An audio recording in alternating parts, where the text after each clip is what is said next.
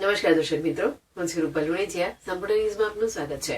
ડીસા તાલુકાના સુડિયા ગામે મૃતકના નામની ખોટી પાવર ઓફ એટર્ની કરી ફુવારાની સબસિડી મેળવી છેતરપિંડી આચરી હોવાની ઘટના સામે આવી છે. જે મામલે ફરિયાદ કરાતા શહેર ઉત્તર પોલીસે તપાસ હાથ ધરી છે. ડીસા સુડિયા ગામે રહેતા કનુભાઈ કોળી ખેતમજૂરી કરી પરિવારનું ગુજરાન ચલાવે છે અને તેમના કાકાના દીકરા સ્વર્ગસ્થ નારણજી ભૂપતજી વાઘેલાની જમીન સુડિયા ગામે આવેલી હતી.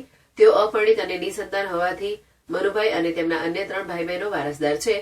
તે દરમિયાન સ્વર્ગસ્થ નારણજી વાઘેલા મૃત્યુ પામ્યા હોવાથી તેમના પાડોશી જીતુજી મફાજી વાઘેલા સહિત અન્ય શખ્સોએ મૃતક નારણજીના નામની ખોટી પાવર ઓફ એટર્ની કરાવી દીધી હતી.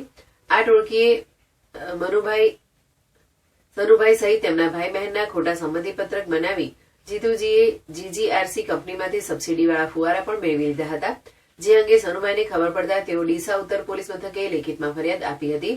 જેમાં જણાવ્યું હતું કે મરણ જનારના નામે ખોટા પુરાવા ઉભા કરી સરકારની યોજનાઓનો નાણાકીય લાભ લઈ સરકાર સાથે છેતરપિંડી કરવામાં આવી છે. જીતુજી મફાજી વાઘેલા, મફાભાઈ વિહાભાઈ કોળી તેમજ રાજેશ સુદેશા જેઓ સાક્ષી તરીકે રહેલા છે. તેઓ તેમજ તપાસમાં નીકળે તે તમામ લોકો સામે કાયદેસરની કાર્યવાહી કરવા ફરિયાદ કરતા પોલીસે આગળની કાર્યવાહી હાથ ધરી છે.